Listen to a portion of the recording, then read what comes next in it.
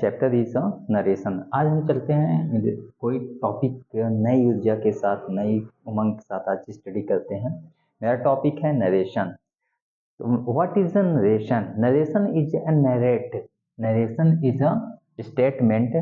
Narration is a statement any sentence. Narration is a statement of any sentence. Narration means होता है कथन। कोई चीज को किस प्रकार स्टेटमेंट। नरेशन मीन्स कथन। कौन सा करे? तो नरेशन का जो ओरिजिन हुआ, तो आज हम पहले देखेंगे कि नरेशन का ओरिजिन कैसे हुआ, कहाँ से हुआ, क्या क्या इसमें स्टडी करना है। तो नरेशन का शाब्दिक जो ओरिजिन का है, ओरिजिन कहाँ से हुआ, ओरिजिन कहाँ से हुआ? नरेशन का ओरिजिन नरेट वर्ड से हुआ। ओरिजिन नरेशन का ओरिजिन कहाँ से? नरेट नरेट शब्दों से हुआ, वर्ड नरेट वर्ड से हुआ, जिसका शाब्दिक अर्थ होता है किसी वाक्य को, किसी सेंटेंस को किस फ्रेम में आप ढालते हो, किस प्रकार आप बोलते हो, किस प्रकार कहते हो, वही होता है नरेशन, जिसका शाब्दिक अर्थ होता है कथन। हम नरेशन को क्यों पढ़ते हैं, किस लिए पढ़ते हैं, इसको डिटेल से समझने की कोशिश करेंगे। पहला है नरेशन। नरेशन में हम क्या बोले कि narration is a create sentence. Narration is a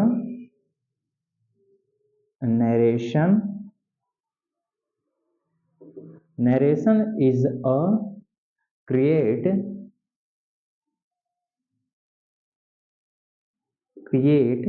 new sentences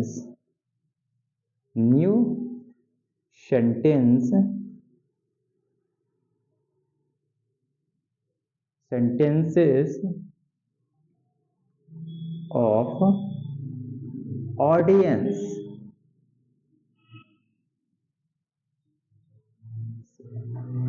audience. जो ऑडियंस क्या होते हैं? ऑडियंस जो किसी वाक्य को ऑडियंस किस फॉर्म में व्यक्त करती हुई क्या है, कहलाती है नरेशन। जैसे एक होता है स्पीकर, एक होता है ऑडियंस। एक होता है स्पीकर, दूसरा होता है ऑडियंस। स्पीकर क्या करता है? किसी शब्द को नरेट करता है, किसी शब्द को नरेट करता है। और ऑडियंस क्या होती है? ऑडियंस क्या होती है?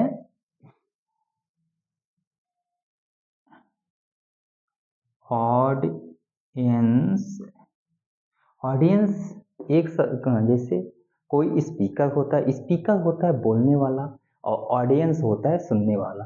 जैसे क्या है, ये पर्सन है चुन्नूलाल, ये पर्सन है, और ये क्या कर रहा है? ये कोई चीजें ऐसे बोल रहा है, ठीक, ये चीजें बोल रहा है। यहाँ पर ऑडियंस बैठी हुई है। ऑडियंस क्या होती है? किसी सेंटेंस वाक्य को ध्यान से सुनती है। इसमें हम स्पीकर जो होता है डायरेक्ट फॉर्म में बोलती है, और ये ऑडियंस होता है उसे स्पीकर की सेंटेंस को या तो डायरेक्ट फॉर्म में बोल देती है या तो इनडायरेक्ट फॉर्म में बोलती है। तो हम नरेशन को इसीलिए स्टडी करते हैं ताकि हमको समझने में सहूलियत हो जाए कि समझना कैसे है, क्या समझना है, कैसे समझना है। तो स्पीकर क्या करता है? कोई भी स्टेटमेंट बोल दिया। अब ऑडियंस ऑडियंस क्या करती है? स्पीकर के ही स्टेटमेंट को अपने शब्दों में बोलती है, या स्पीकर के शब्द को डायरेक्ट फॉर्म में बोल देगी या तो इनडायरेक्ट फॉर्म में बोल देती है। तो हाँ, इसी को बोला जाता है डायरेक्ट स्पीच और इनडायरेक्ट स्पीच। तो हम नरेशन में दो चीजें पढ़ेंगे।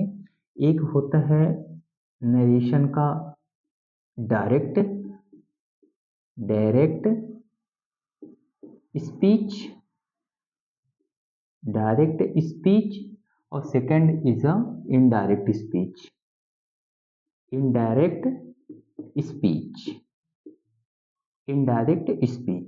डायरेक्ट स्पीच में कोई भी सेंटेंस होता है तो उसे डायरेक्ट फॉर्म में बोला जाता है, तो हम क्या बोलते हैं?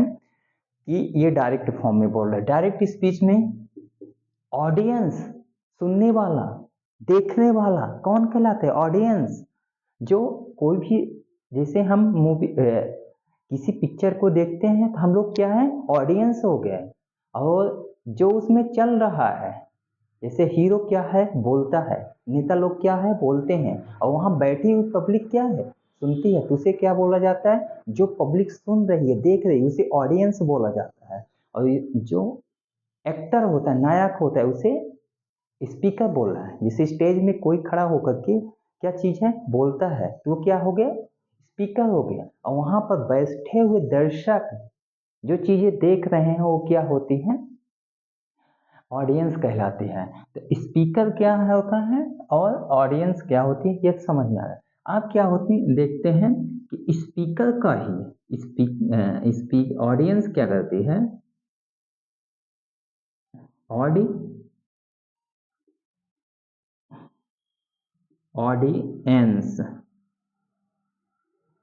ऑडियंस ऑडियंस क्या करती है? स्पीकर के डायरेक्ट फॉर्म में क्या होते हैं? ऑडियंस स्पीकर के ही सेंटेंस को स्पीकर के ही शब्दों में बोल देती है, तो उसे क्या बोला जाता है? Direct form. मीन्स जिस प्रकार स्पीकर ने अपने मुंह से बोला, सेम टू सेम वही बात को क्या ऑडियंस रिपीट कर दे, उसे क्या बोला जाता है? Direct form. इसे क्या बोले? ऑडियंस क्या करती है? स्पीकर स्पीकर के सेंटेंस को स्पीकर के सेंटेंस को स्पीकर की सेंटेंस को क्या करती है? स्पीकर के ही स्पीकर के सेंटेंस को स्पीकर के ही स्पीकर के ही शब्दों में स्पीकर के ही शब्दों में क्या गलती है? शब्दों में कहती है। ये क्या कहे? स्पीकर ने जो बोला वही बोल दिया, तो ये क्या बोला जाता है? डायरेक्ट फॉर्म कहलाता है। अब इनडायरेक्ट फॉर्म में क्या है? इनडायरेक्ट फॉर्म में क्या होता है कि स्पीक ऑडियंस है, ऑडियंस क्या करती है? ऑडि ऑडियंस ऑडियंस क्या करती है? स्पीकर ने क्या बोला उसको मैं अपने अनुसार बोलूंगा, अपने अकॉर्डिंग बोलूंगा। जैसे स्पीकर ने कहा कि राम बोल रहा है कि मैं थका हूं, इधर मतलब डायरेक्ट फॉर्म में क्या हो गया? ऑडियंस कह रही कि राम बोल रहा है कि मैं थका हूं। लेकिन इनडायरेक्ट फॉर्म में क्या हो गई? ऑडियंस क्या बोली? राम ने कहा है कि मैं अभी थका हूं, अभी मैं थका हूं, मतलब प्योर लेजीनेस है। तो ऑडियंस क्या होती है? स्पीकर की सेंटेंस को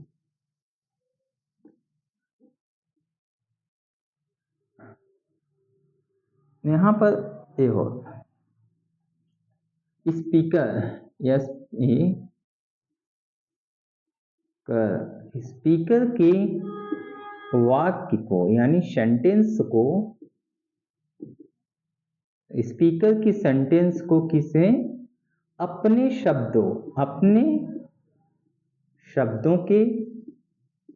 शब्दों या अपनी लैंग्वेज में अपनी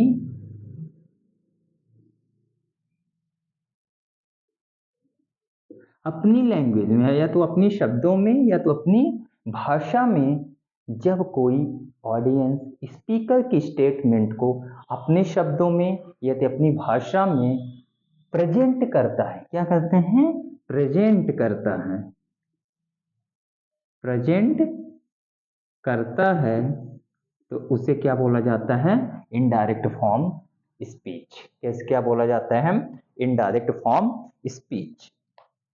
इनडायरेक्ट फॉर्म स्पीच को इनडायरेक्ट फॉर्म स्पीच। अब इसके बाद हम देखते हैं कि ये तो समझ में आ गया कि डायरेक्ट फॉर्म क्या होती है, इनडायरेक्ट फॉर्म क्या होती है। डायरेक्ट फॉर्म में क्या हुआ कि स्पीकर की बात को स्पीकर के शब्दों में बोल देना, क्या कहता है? डायरेक्ट फॉर्म हो गया। इनडायरेक्ट फॉर्म क्या है? स्पीकर के शब्दों को ऑडियंस क्या करती है, अपनी भाषा में अपनी लैंग्वेज में रिप्रेजेंट करती है, उसे इनडायरेक्ट फॉर्म कह दिया जाता है। अब इसके बाद हम देखते हैं कि अब नेक्स्ट क्या हुआ कि जो डायरेक्ट स्पीच है को इनडायरेक्ट स्पीच में जब चेंज करते हैं तो उसके लिए कुछ हमें रूल्स नियम फॉलो करना होगा, कुछ शब्दों की पहचान करना होगा कि स्टेटमेंट में क्या क्या होता है। तो डायरेक्ट स्पीच में दो चीजों को ध्यान रखना होता है। एक होता है रिपोर्टिंग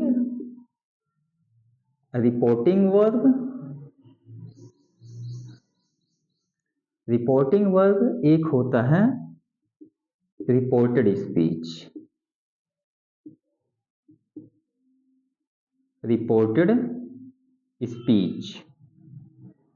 अब हमें देखना है कि रिपोर्टेड वर्ब क्या होता है और रिपोर्टेड स्पीच क्या होते हैं।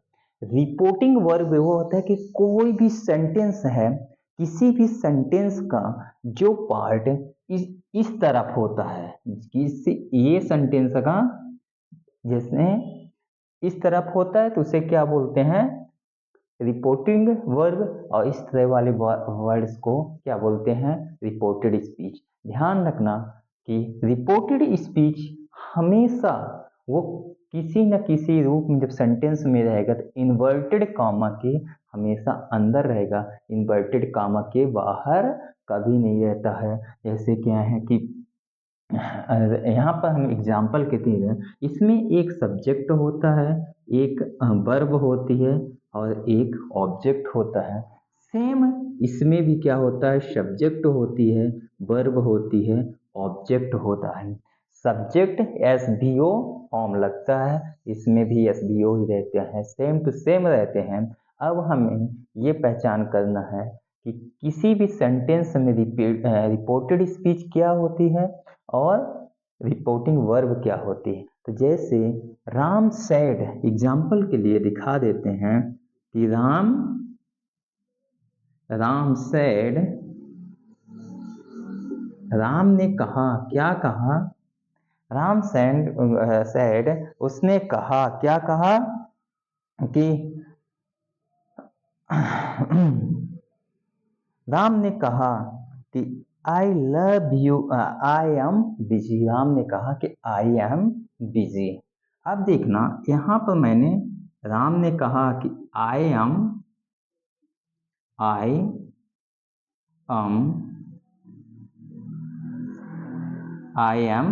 बिजी।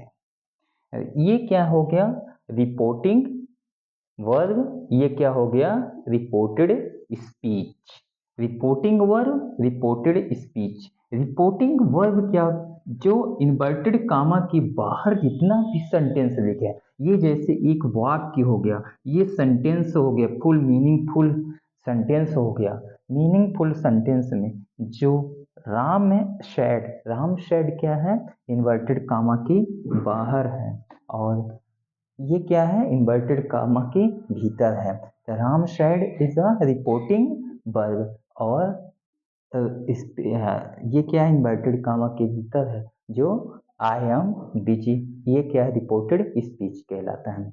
रिपोर्टिंग वर्ब और रिपोर्टेड स्पीच में यह दो है। तो अब हमें ये देखना है कि इसमें एस प्लस वर्ब है, ऑब्जेक्ट नहीं है। इसमें एस प्लस भी प्लस ओ दोनों है। तो इसको हम क्या बोलेंगे, डायरेक्ट फॉर्म ऑफ रिपोर्ट है, इस narration, direct form of narration. ये किस फॉर्म में है, direct speech, direct speech of narration,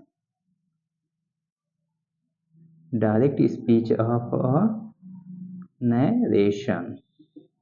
ये किस रूप में है, डायरेक्ट स्पीच में है, ठीक है ना, direct speech of narration. Second is Ram said. अब इसे हम इनडायरेक्ट फॉर्म में कन्वर्ट करेंगे तो हमें क्या क्या देखना पड़ेगा। इस इनडायरेक्ट फॉर्म में क्या कहें, इनडायरेक्ट फॉर्म, इस इनडायरेक्ट स्पीच में चेंज करेंगे, indirect speech of narration indirect speech of narration. तो हमें कुछ सेंटेंस को याद देखना पड़ता है, जैसे राम सेड,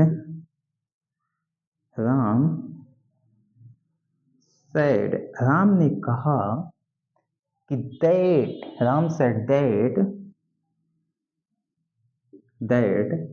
अब यहाँ राम फर्स्ट पर्सन है और ये थर्ड पर्सन है। राम ने कहा किससे, जैसे यहाँ पर राम सेड दैट, आई किस में कन्वर्ट हो जाएगा, फर्स्ट पर्सन राम के अकॉर्डिंग। राम क्या है, थर्ड पर्सन है, इसलिए सिंगुलर फॉर्म है तो इसमें भी क्या पर है, सिंगुलर फॉर्म का यूज किया जाएगा वॉज।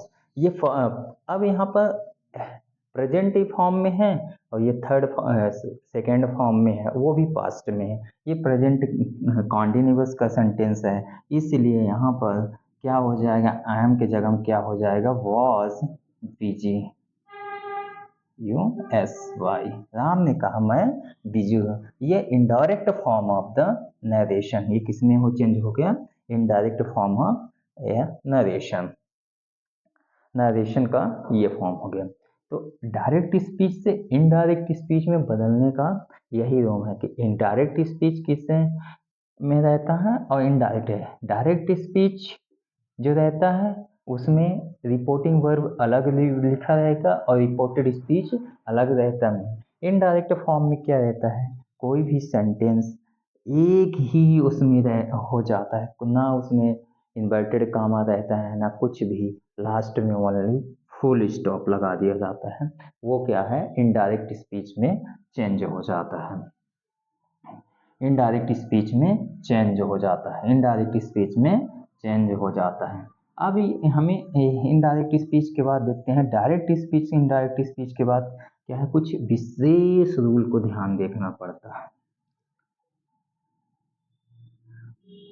कुछ विशेष रूल को ध्यान रखना पड़ता है। तो अब हमें देखना है कि किसी भी स्टेटमेंट में, किसी भी सेंटेंस में, उस वाक्य के अंदर उस स्टेटमेंट जो दिया गया है उसमें सेंटेंस की पहचान क्या करना है, उसमें कैसा टेंस लगा हुआ है, किस प्रकार टेंस के टाइप्स हैं, उसमें सेंटेंस को पहचानना बहुत ज़्यादा इम्पोर्टेंस है। इसके सेंटेंस की जगह डायरेक्ट से इनडायरेक्ट स्पीच में सेंटेंस को नहीं पहचान रहे हैं तो हमारे डायरेक्ट स्पीच से इनडायरेक्ट स्पीच में चेंज करने पर गड़बड़ी हो सकती है ना। तो इसके लिए हमें क्या करना है, दो चीज़ों को ध्यान रखना है। पहले हमें क्या हो, सेंटेंस की पहचान होनी चाहिए, सेंटेंस की पहचान। तो हमें कितने टाइप्स को पढ़ना है सेंटेंस को, kinds of sentence, kinds of sentences, हमें कितने टाइप्स के सेंटेंस पढ़ना है। अगर नरेशन में हम सेंटेंस को पहचान जाएंगे कि किस टाइप, इस सेंटेंस में कौन सा नरेशन, कौन सा सेंटेंस किस टाइप का सेंटेंस है, तो हमें ये पता हो जाएगी कि नरेशन में किस रूल्स को, किस रूल नियम्स को फॉलो करना है। तो काइंड्स ऑफ सेंटेंस में पहले हमें पढ़ना है assertive sentence, assertive sentence, assertive sentence. Assertive means क्या होता है, कथनात्मक वाक्य जो स्वीकृति या अस्वीकृति के रूप में होता है, ये कौन स्टेटमेंट्स होते हैं, कथनात्मक सेंटेंस। सेकंड इज वो interrogative,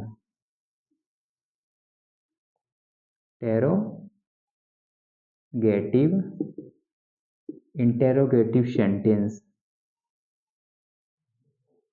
interrogative sentences.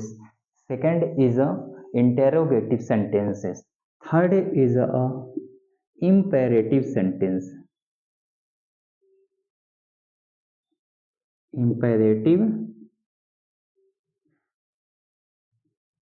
sentences.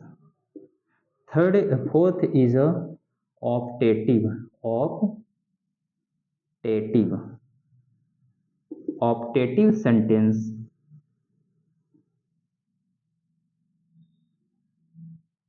Optative sentence. Fifth is a exclamatory sentence, exclamatory sentence, exclamatory sentence. There are 5 types में, जो किसी भी सेंटेंस में आएगा तो वो हमें क्या होता है, 5 टाइप के सेंटेंस आएंगे। इन 5 टाइप सेंटेंस में हमें सेंटेंस की अगर पहचान हो जाएगी तो हम किसी भी नरेशन को सावधानी पूर्वक कर सकते हैं, उसमें कोई भी गलती नहीं आने वाली है। तो इसे क्या बोला जाता है, हिंदी में जान लीजिए, कथनात्मक सेंटेंस। कथनात्मक सेंटेंस, कथनात्मक वाक्य। कथनात्मक वाक्य में क्या होता है, कोई भी चीज को स्टेटमेंट जो दिया रहेगा उसमें या तो आप किसी चीज से एग्री कर जाएंगे या तो डिसएग्री कर जाते हैं। एग्री में हमें पॉजिटिव सेंस का इंफॉर्मेशन मिलते हैं और डिसएग्री में हमें नेगेटिव सेंस का, तो उसे बोला जाता है positive assertive sentence, negative assertive sentence. Affirmation sentence उसे नेगेटिव सेंटेंस बोल सकते हैं। तो हमें सेंटेंस को हमें क्या देख लेना है, कथनात्मक वाक्य। Second is a interrogative. Interrogative में क्या होता है, इसी का सेकंड है प्रश्नवाचक, प्रश्नवाचक वाक्य। प्रश्नवाचक वाक्य हम स्टेटमेंट में कोई भी चीज को यस या नो में आंसर दे देते हैं। इसमें भी एस नो में, इसमें भी एस नो सेंटेंस बोला जाता है, यस नो सेंटेंस। और इसमें भी क्या बोला जाता है, yes no and W H question. इसमें भी क्वेश्चन कर रहे हैं, इसमें भी क्वेश्चन कर रहे हैं, क्वेश्चन कर रहे हैं। अब इंपेरेटिव है, आज्ञा सूचक वाक्य। इंपेरेटिव में क्या होता है, आज्ञा सूचक, कमांड बेस्ड आज्ञा सूचक वाक्य। आज्ञा सूचक वाक्य इसे बोला जाता है इच्छा बोधक वाक्य, इच्छा बोधक वाक्य। इसे बोला जाता है विस्मयादि बोधक वाक्य, विस्मयादि बोधक सेंटेंस बोला जाता है। इन सेंटेंसों की पहचान होने के बाद ही हम किसी सेंटेंस को बहुत इजीली से नरेशन में सॉल्व कर सकते हैं। इसमें कोई भी चेंजिंग नहीं होगी, बस सिंपल से रूल्स हैं। हमें टेंस पता होना चाहिए, टेंस के बाद हमें पर्सन को पता होना चाहिए, नंबर्स पता होना चाहिए एंड केसेस पता होना चाहिए कि किस टाइप का केस है, नॉमिनेटिव केस है कि ऑब्जेक्टिव केस है कि पजेसिव केस है। पर्सन में हमें यह देखना है कि फर्स्ट पर्सन है, सेकेंड पर्सन है या थर्ड पर्सन है। नंबर्स में देखना है सिंगुलर है कि प्लूरल है। यही चीज़ें हमें देखना है ना। और सेंटेंस में, जिसमें टेंस में सिर्फ हमें ये पता करना है कि सेंटेंस किस टाइप का, प्रेजेंट टेंस में बोल रहा है कि पास्ट टेंस में कि फ्यूचर टेंस में। टेंस की ये पहचान करना है। ऑप्टेटिव परसेंट में हमें असर्टिव सेंटेंस में दो तीन चीज़ों को ध्यान रखा जाता है। तो पहले है ये चीज़ देखने के बाद हम चलते हैं ये, फिर आता है हमें, और इसमें जनरल रूल्स में क्या पढ़ना है, एक है जनरल रूल्स,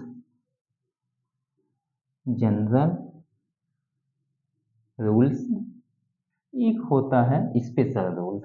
स्पेशल रूल्स इसमें रख लेते हैं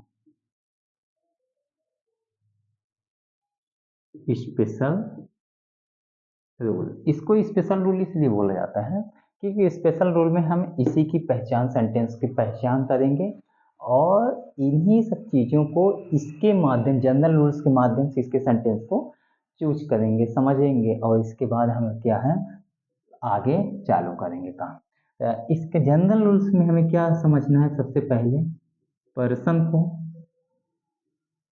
पर्सन, नंबर एंड केस, ये चीज तीनों को हमें जनरल रूल में पढ़ना है। Second is a tense, third is a tense के बाद क्या है? थर्ड में हमें पढ़ना है कि change of other parts of speech. यहाँ पर पर्सन, इससे सब सारी चीजें इसमें चेंज करना है। Change of person, change of number, change of case, change of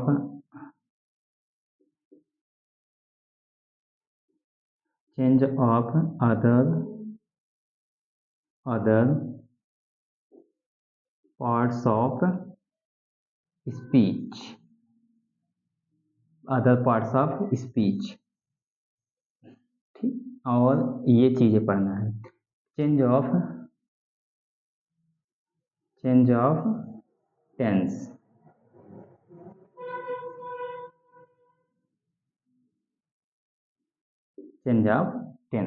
ये सारी चीजें हमें जनरल रूल्स में पढ़ना है। ये इसके अलावा ये क्या है? स्पेशल रूल्स में पढ़ना है। स्पेशल रूल्स में जानने के लिए हमें क्या है कि जनरल रूल्स के कुछ सिम्टम्स को जानेंगे कि जनरल रूल्स में क्या क्या होता है, कैसे पाया जाता है। इसके बाद चलते हैं, देखते हैं कि जनरल रूल्स में हम किन किन चीज़ों को देखना है। नरेशन का थर्ड चैप्टर ये कहता है कि हमें नंबर पढ़ना है। नंबर पर्सन को क्या है? कोई भी चीज person, first person, second person and third person. हमें पता होना चाहिए कि आई और B, is a first person, I and B is a first person, I and B is a first person, you is a second person, clarity, and he, she, it, and they are is a third person. I be first person, you second person, he, she, it, and they are a third person. There are three type person: first person, second person, and third person. Fourth is a no person. Other person, third person में तो कोई बहुत सारे लोग आ सकते हैं। Second person में first और सेकंड आ सकता है। थर्ड में बहुत सारे पर्सन आ सकते हैं, इसीलिए थर्ड पर्सन। इसके पश्चात हम क्या देखते हैं? नंबर। इसके बाद हम क्या देखते हैं? ये तो पर्सन हो गया। इसके बाद क्या देखते हैं? नंबर में हमें देखना है कि कोई भी सेंटेंस में क्या क्या है। सिंगुलर है या प्लूरल है? सिंगुलर फॉर्म, नंबर का सिंगुलर फॉर्म क्या होता है, प्लूरल फॉर्म क्या होता है? सिंगुलर फॉर्म प्लूरल, इसका क्या होता है? आई, इसका प्लूरल फॉर्म क्या हो गया? बी। यू का फर्स्ट पर्सन हो गया, सेकंड पर्सन यू, और ये क्या हो गया? यू का सेकंड प्लूरल फॉर्म यू ही होता है। थर्ड फॉर्म, इसका ही का प्लूरल क्या होता है? ही का हिम, ही का him.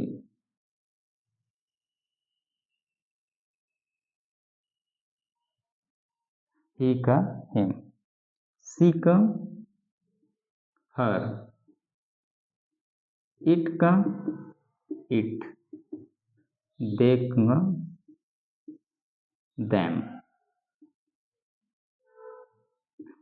This is a plural form of a verb. This is a plural form of a verb. ये सिंगुलर फॉर्म हो गया, ये प्लूरल फॉर्म। अगर पर्सन की में बात करें, ये दोनों क्या कहलाएंगे? First person. ये दोनों क्या कहलाएंगे? First person. This is a second person और this is a fourth is a third person. ये तीनों क्या कहलाएंगे? अलग अलग एक साथ पर्सन में कहलाएंगे। ये फर्स्ट पर्सन दोनों कहलाएंगे, ये क्या है? सेकंड पर्सन कहलाएंगे। ये बॉक्स क्या है? Third person is a third person. अब इसके बाद हम देखते हैं कि जब हम कोई चीज़ के केस पढ़ेंगे तो कैसे चेंज होता है केस। केस में क्या होता है? एक होता है नॉमिनेटिव केस, दूसरा होता है objective case, objective case, third is होता है पजेसिव केस। पजेसिव केस में टू टाइप्स और हो जाते हैं, इसका दो पार्ट्स और हो जाता है। एक हो जाता है पजेसिव एडजेक्टिव, पजेसिव एडजेक्टिव और possessive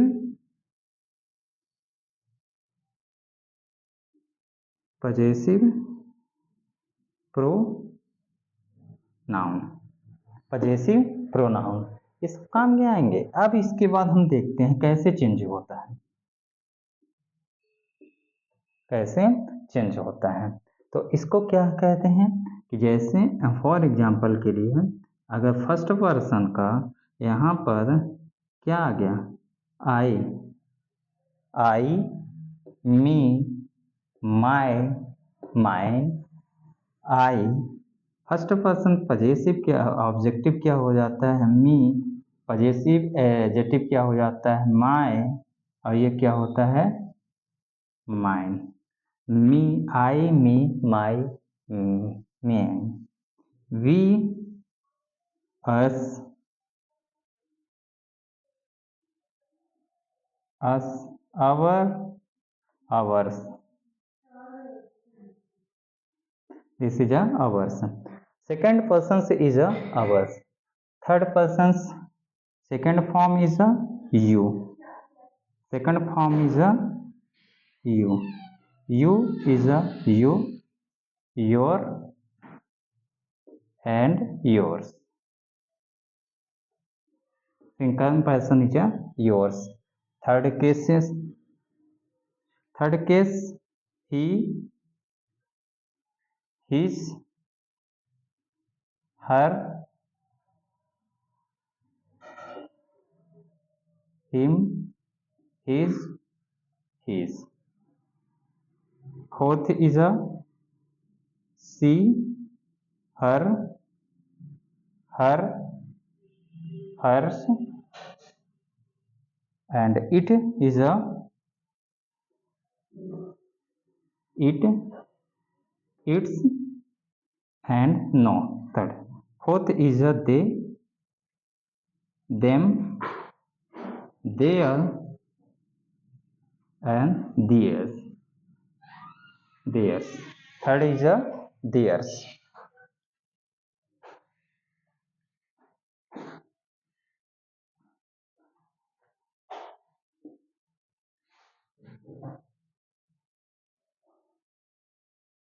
Third is a theirs.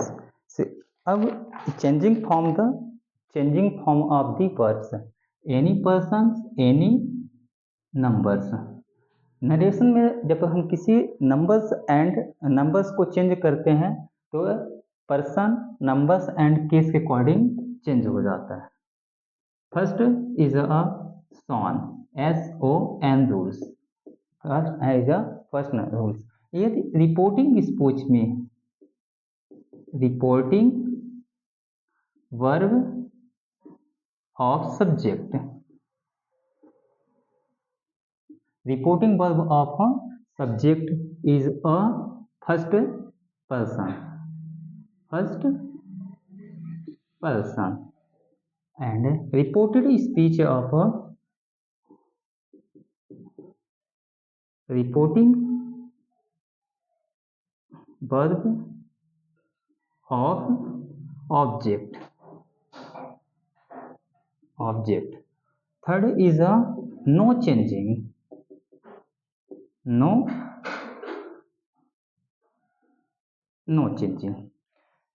First person किसके सब्जेक्ट के अनुसार चेंज है, according to change of a subject. Second person is according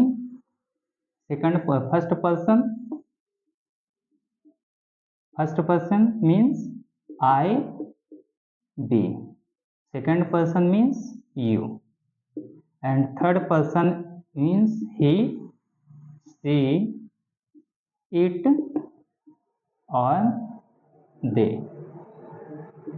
और third person means no changing of any case.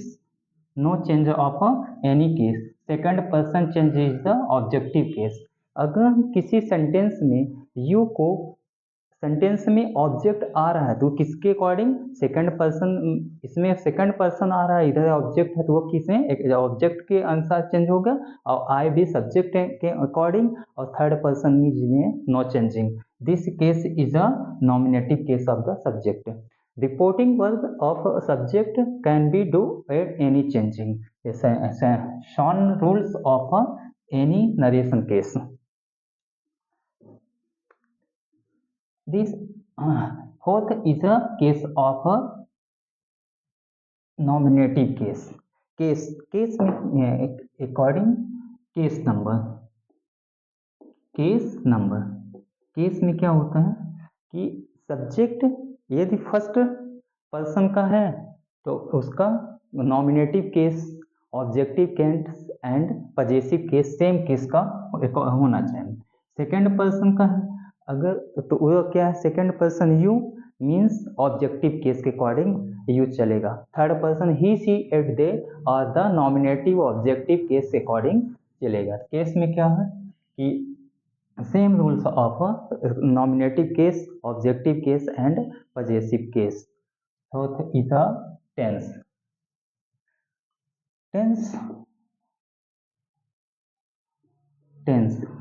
Change of tense. यदि reported speech past में है, present में है या था फ्यूचर में है, उसके अलग अलग पार्ट्स में अलग अलग चेंजेस होते रहते हैं. First is a reporting verb and there are a reported speech. Reported speech inverted comma under the inverted comma and reporting verb is outer the inverted comma. कोई भी एनी सेंटेंस में, किसी भी सेंटेंस में reported verbs जो होते हैं, reported speech क्या है इन्वर्टेड कामा के भीतर होगा और रिपोर्टिंग वर्ब क्या हो इन्वर्टेड कामा के बाहर होता है. सेंटेंस में कोई भी वाक्य आएगा तो ये चीजें हमेशा बनी रहती हैं, कोई भी सेंटेंस में चेंजिंग नहीं होता है. For example Ram said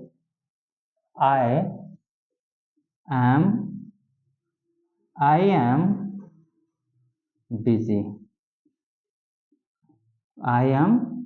Full stop is a full meaningful sentence. Reported speech can be do it a inverted comma.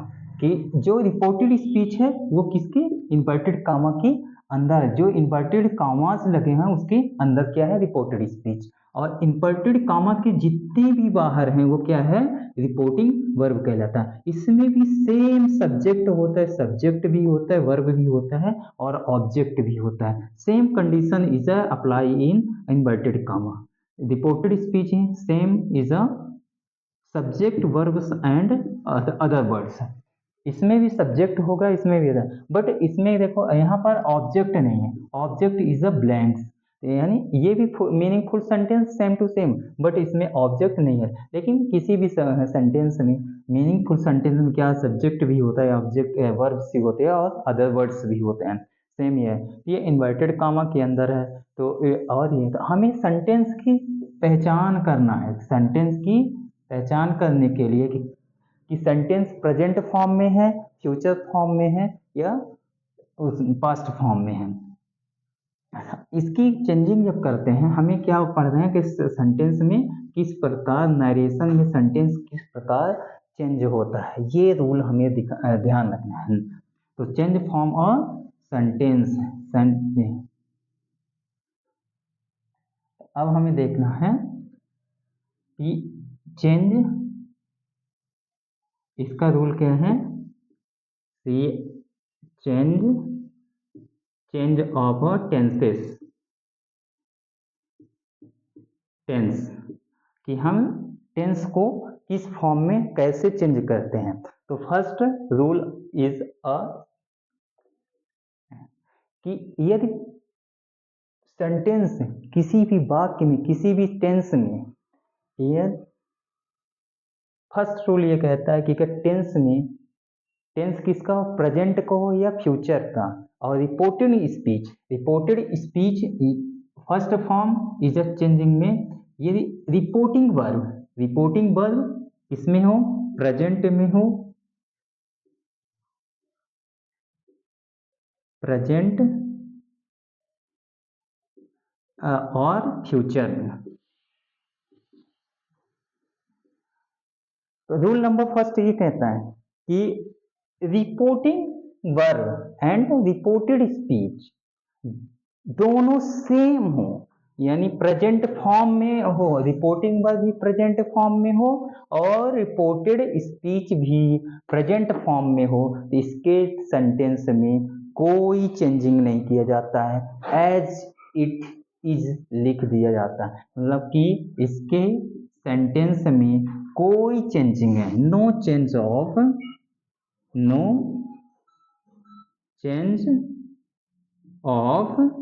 Sentence, no change of sentences, sentence वाक्य में किसी प्रकार से परिवर्तन नहीं किया जाता है। ये प्रेजेंट फॉर्म में ये कहता है कि यदि किसी भी सेंटेंस का रिपोर्टिंग वर्ब प्रेजेंट फॉर्म में हो और फ्यूचर फॉर्म में हो और उसका रिपोर्टेड स्पीच भी प्रेजेंट फॉर्म में हो और फ्यूचर फॉर्म में हो, तो उसमें नो चेंजिंग, किसी प्रकार से परिवर्तन नहीं किया जाता है। फॉर एग्जाम्पल मोहन सेज, इसका देख लेते हैं, एग्जाम्पल देख लेते हैं कि मोहन ने कहा, क्या कहा, मोहन सेज, ये किस में है, प्रेजेंट फॉर्म में। मोहन ने कहा कि आई शैल गो देयर, मोहन ने कहा कि मैं जाऊंगा। मोहन ने किससे कहा, और फ्यूचर में बोला कि मैं जाऊंगा। तो Mohan says I shall go there, मैं वहां जाऊंगा। This form is a future form, ये this sentence is a future tenses, this sentence is a present.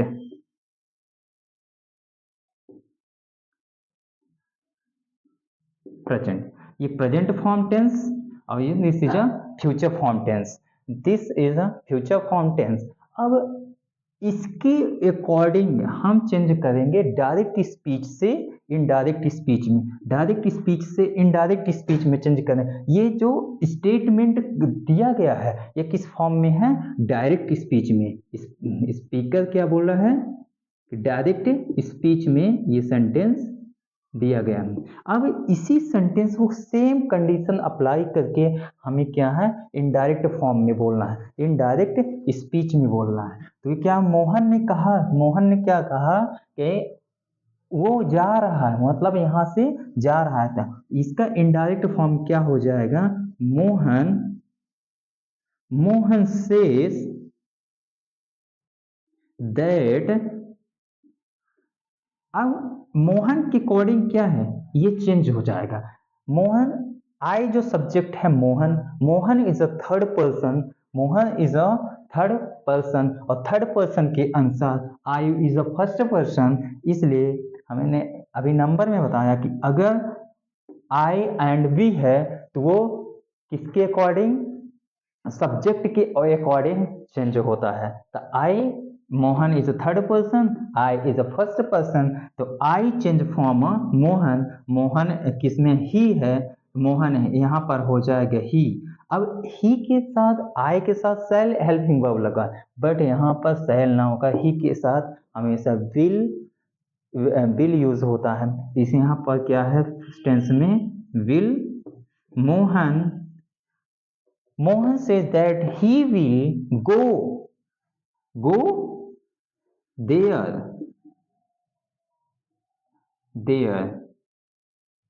go there। ये दिस नरेशन फॉर्म है, ये इनडायरेक्ट केस,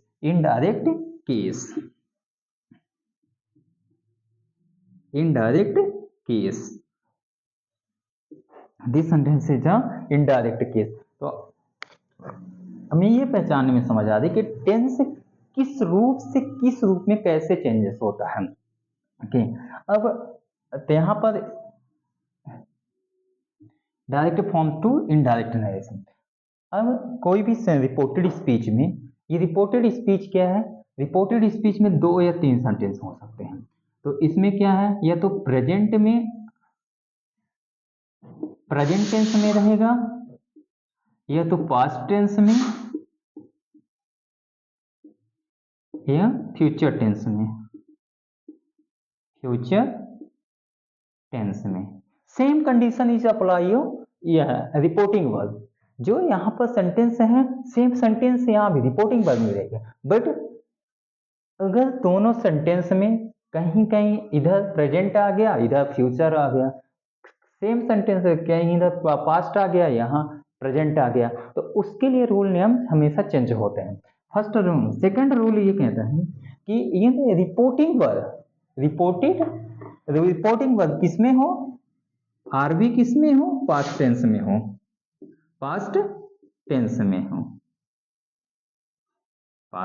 हो, same condition apply, past tense में हो, और reporting verb is a past tense, और reported speech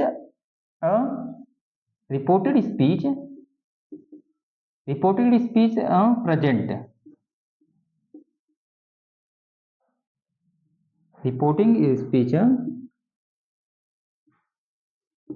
present tense में हो। तो इसके लिए कुछ अलग रूल्स हो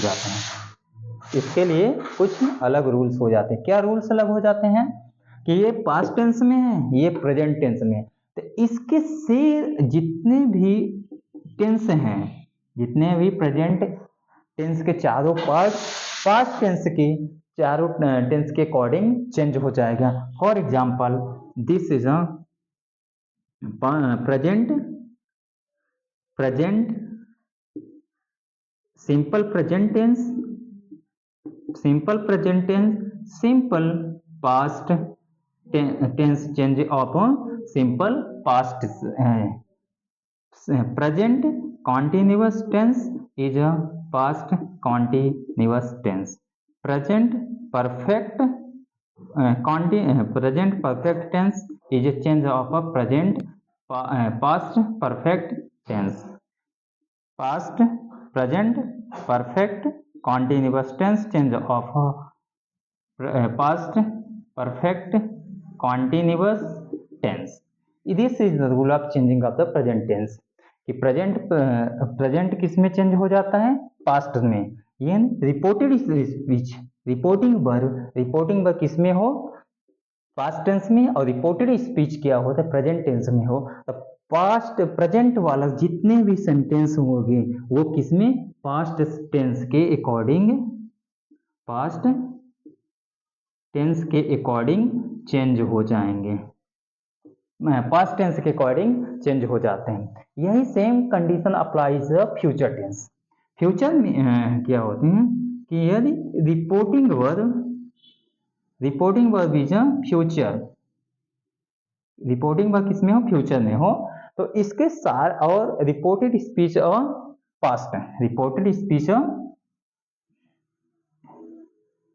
reporting verb is a past and reported speech a future, reported speech a future. यदि रिपोर्टेड स्पीच किसमें, फ्यूचर में है, और reporting verb is a past tense, तो इसका जो फर्स्ट फॉर्म आता है, इसका रिपोर्टेड स्पीच शैल, तो ये किस में चेंज हो जाएगा, फ्यूचर फॉर्म में। तो विल का क्या हो जाएगा, पास्ट हो जाता है वुड, और शैल का शुड, बस only change of the helping verb, क्योंकि विल का जो पास्ट फॉर्म होता है वुड होता है, और शैल का शुड होता है, और जो जितने भी हेल्पिंग वर्ब होता है, will be, should be, have should be, ये change form the past form. और जैसे will be example, would be, shall be, should be,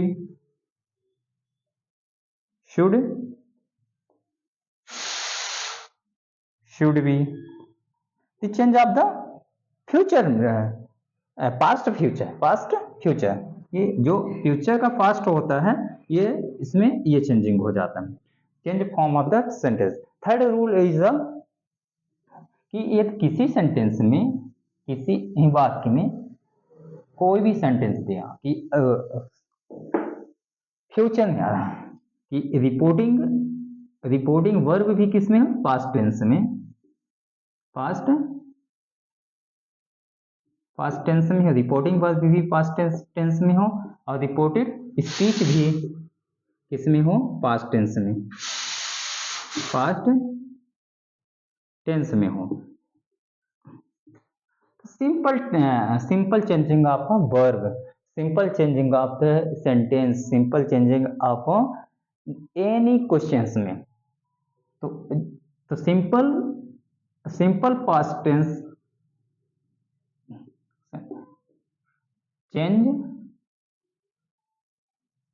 change of tense,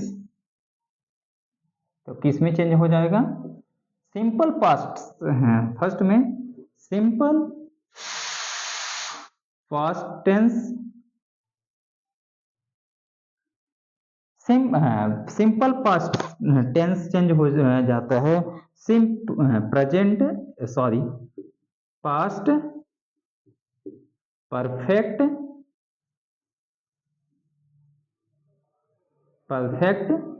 tense, and second is past continuous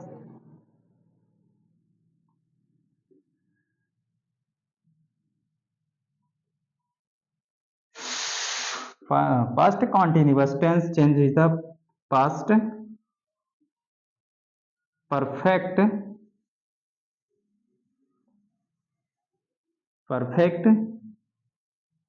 continuous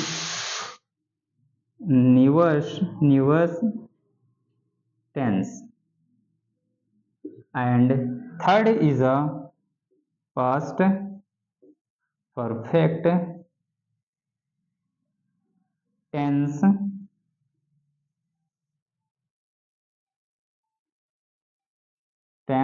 and past perfect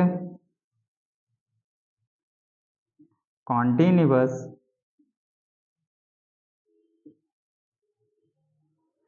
tense is a no changing,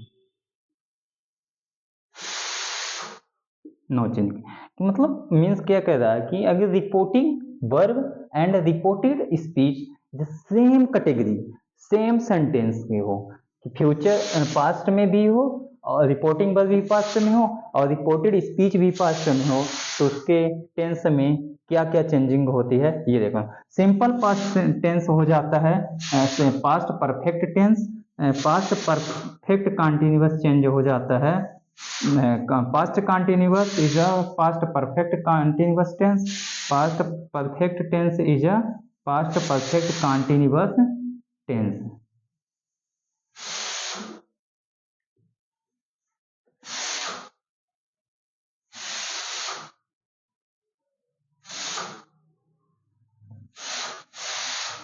Tense is the proof that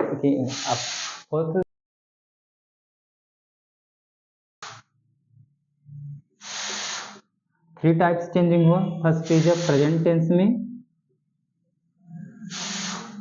present tense में और past tense में, and is a future tense में. ठीक, ये तीनों rules हो गए.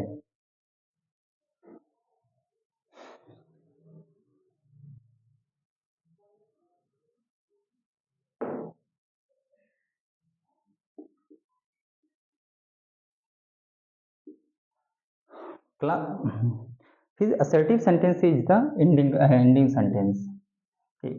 अब any sentence kinds of sentence.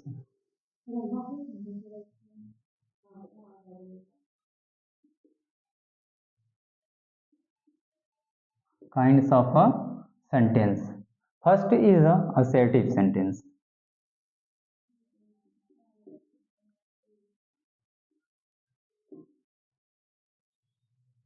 First is a assertive sentence.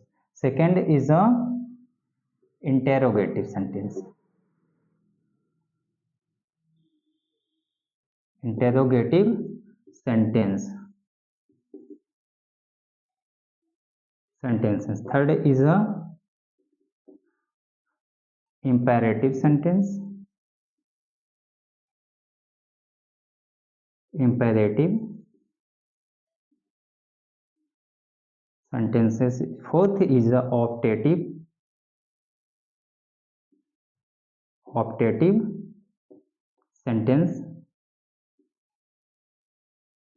Fourth is a exclamatory sentence. Exclamatory sentence. Exclamatory sentence. There are five types of the sentence. This sentence means is a कथनात्मक. ये statement में कोई भी sentence में एक कथन statement दिया रहेगा, उसको डायरेक्ट स्पीच से इनडायरेक्ट स्पीच में चेंज करना पड़ता है. इसमें प्रश्नवाचक क्वेश्चन टाइप्स ऑफ प्रश्नात्मक वाक्य. Third is a command based आज्ञा सूचक.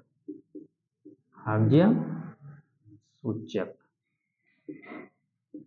आज्ञा सूचक वाक्य. थर्ड इज अ इच्छा बोध. इच्छा बोधक वाक्य.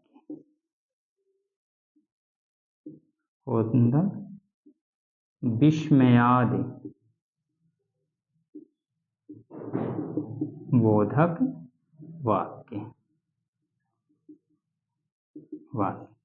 There are 5 types of the sentence. There are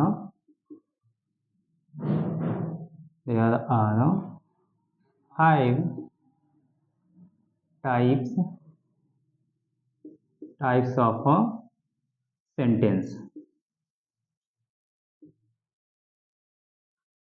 किसके नरेशन के अकॉर्डिंग हमें कितना 5 टाइप्स को सेंटेंस में पढ़ना है.